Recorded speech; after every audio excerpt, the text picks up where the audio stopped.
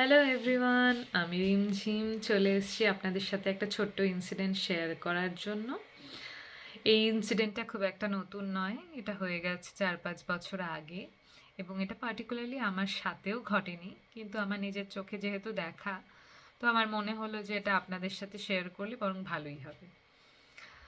এই ইনসিডেন্টের দিন আমি নর্থ বেঙ্গল থেকে শিয়ালদাতে যাচ্ছিলাম এবং আমার ট্রেনের কম্পার্টমেন্ট ছিল B1। B1-এর সাইড লোয়ার ফার্স্ট এন্ডের যে সিটটা থাকে, 7 নম্বর সিট, সেটা ছিল আমার। এবং আমার পাশেই সিট নাম্বার 1 এবং 4-এ দুজন যাত্রী যাচ্ছিলেন যারা হাজব্যান্ড ওয়াইফ ছিলেন। আমি ওঠার আগে থেকেই ওনারা ওখানে উপস্থিত ছিলেন এবং ওনারা যথেষ্ট ভদ্রভাবেই আমার সাথে কথা বলেছিলেন ওঠার পরে। এখন কিছুটা রাস্তা যাওয়ার পরে একটা স্টেশন থেকে এক দ্বিতীয় ভদ্রলোক ওঠেন, ওনার সঙ্গে আরও দুজন যাত্রী ছিলেন। এবার উনি আমাদের কেবিনে এসে প্রথম ভদ্রলোক আর ভদ্রমহিলাকে বলেন সিটটা ছেড়ে দেওয়ার জন্য, এবং উনি খুব রূঢ়ভাবেই বলেন যে এই সিটটা আমার, আপনারা উঠে যান, আপনারা কেন বসে আছেন।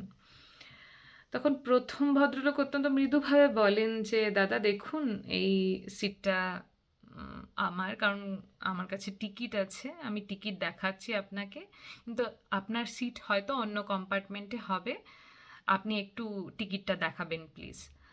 অত্যন্ত মৃদুভাবে ভদ্রভাবে উনি এই কথাটা বলেন, কিন্তু উনি টিকিট দেখানোর আগেই দ্বিতীয় ভদ্রলোক গিয়ে এসির অ্যাটেন্ডেন্টকে ধরে নিয়ে আসেন এবং উনি ওনার সামনেই বলেন যে আপনারা যাকে তাকে কি করে সিটে বসিয়ে দিতে পারেন। আই মিন, যাকে তাকে বলতে উনি এটা মিন করতে চাইছেন যে ওনার কাছে, প্রথম ভদ্রলোকের কাছে কোনো ভ্যালিড টিকিট নেই, কিন্তু উনি এসে ওই সিটে বসে আছেন। ওনার এতটাই জোরদার ধারণা যে সিটটা ওনার নিজেরই, যে অন্য কারুর যে ওখানে সিট থাকতে পারে সেটাও উনি মানছেন না আর কি। তখন অ্যাটেন্ডেন্ট দুজনের টিকিটই দেখে বলে যে দ্বিতীয় ভদ্রলোকের সিটটা ওই কম্পার্টমেন্টে নয়, কারণ ওই কম্পার্টমেন্টটা ছিল B1, B2 নয়।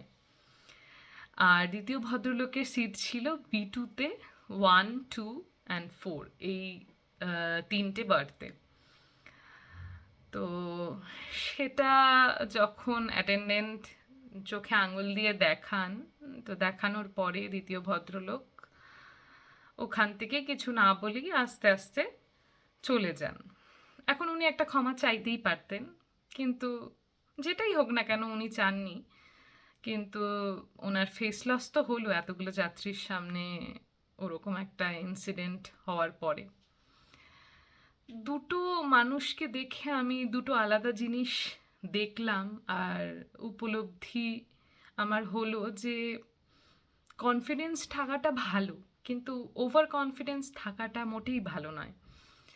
প্রথম ভদ্রলোক এতটা কনফিডেন্ট ছিলেন যে উনি ভদ্রভাবে দ্বিতীয় ভদ্রলোককে বোঝানোর চেষ্টা করছিলেন যে ওনার কম্পার্টমেন্টটা হয়তো আলাদা হতে পারে। আর দ্বিতীয় ভদ্রলোক ছিলেন ওভার কনফিডেন্ট, যিনি কিনা এটাই ভেবে গেছিলেন যে ওই সিটটাই ওনার, মানে অন্য কোনো কম্পার্টমেন্টের সিট ওনার হতেই পারে না। আর উনি এতটাই জোরদারভাবে ভাবছিলেন নিজেকে ঠিক, যে দ্বিতীয় মানুষটি যে কখনো ঠিক হতে পারে সেটা ওনার ধরাছোঁয়ারই বাইরে ছিল। তো এভাবে যদি আমরাও ভেবে দেখি, কিছু কিছু ইনসিডেন্টের সময় আমাদের মনে হয় যে আমরাই ঠিক। ঠিক আছে, এটা মানুষ মাত্রই হয়, আমাদের আমার হয়, আপনাদের হয়, সবারই হতে পারে। এবং আমি নিজেকে ঠিক ভাবছি, এটা ভাবা ভুল নয়, কিন্তু যদি আমরা ভেবে নিই যে শুধু আমি ঠিক আর সামনের মানুষটা ভুল, তাহলে সেটা আমাদের কাছে কিন্তু একটা মস্ত বড় ভুল। কারণ দুটো মানুষও ঠিক হতে পারে, 2 আর 2 যেমন 4 হয়, সেরকমই 3 আর 1-এও কিন্তু 4 হয়, তাই না? তো রেজাল্টটা তো একই আসলো, কিন্তু পদ্ধতিটা আলাদা। তো সেভাবেই দেখতে গেলে অনেক সময় আমরা নিজেকে এতটা বেশি গুরুত্ব দিয়ে ফেলি যে সামনের আরেকটা মানুষও যে ঠিক কথা বলতে পারে সেটা আমাদের চিন্তার মধ্যে আসে না। সেই কারণেই একটা পজিটিভ এনভায়রনমেন্ট যাতে ক্রিয়েট হয়, সে কারণেই আমার এই চ্যানেলটা বানানো।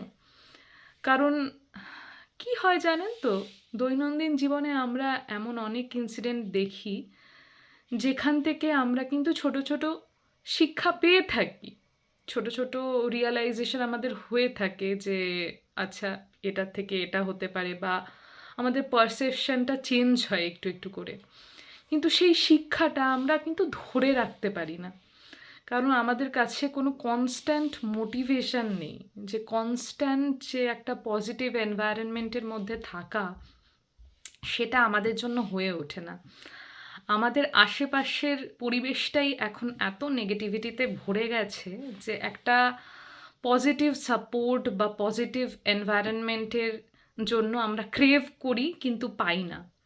অনেক সময় মনে হয় যেন যেই শিক্ষাটা আমরা একটা ছোট্ট ইনসিডেন্ট থেকে পেলাম, সেটার থেকে যে পজিটিভ দিকটা আমরা ধরে নিচ্ছি, সেটা যেন আমরা ফুল লাইফে ইউটিলাইজ করতে পারি, কিন্তু সেটা হয়ে ওঠে না।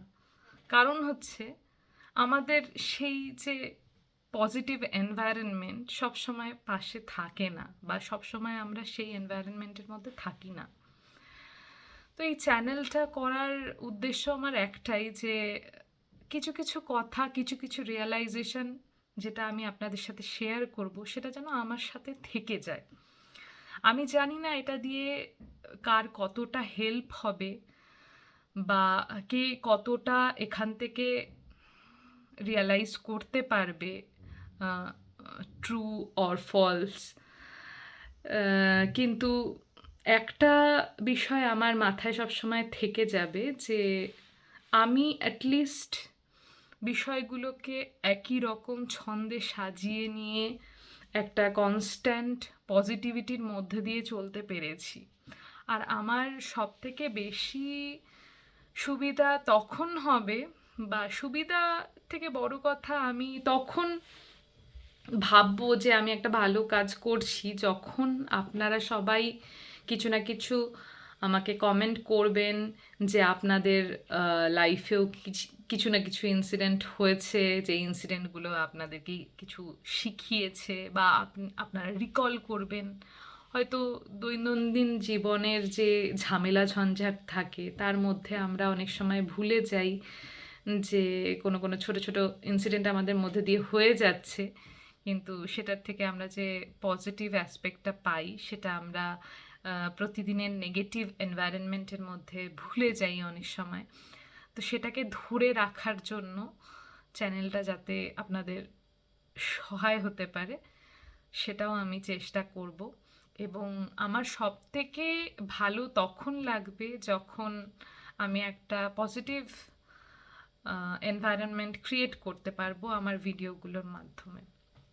এবং আমি আপনাদের লাইফেরও ইনসিডেন্ট এরকম শুনতে চাই, তো আপনারাও কমেন্ট করে আমাকে অবশ্যই বলবেন, এবং এটাও বলবেন যে আপনারা সেই পার্টিকুলার ইনসিডেন্ট থেকে কী উপলব্ধি করেছেন, বা আপনাদের পারসেপশন একটা ইনসিডেন্ট সম্পর্কে কোনোভাবে চেঞ্জ হয়েছে কিনা, এবং সেই পজিটিভিটিটাকে যাতে আপনারা ধরে রাখতে পারেন সেই জন্য আমি সবসময় চেয়ে থাকবো। এবং এই ভিডিওটা এই পর্যন্তই আমি রাখবো। আমি শিগগিরই নতুন একটা ভিডিও নিয়েও আসব, এবং আমাদের যে এই কানেকশন সেটাকে অনেক স্ট্রং করার চেষ্টা করব, আর একটা পজিটিভ এনভায়রনমেন্ট আপনাদের দেওয়ার চেষ্টা করব। তো এখন এই পর্যন্তই, টাটা।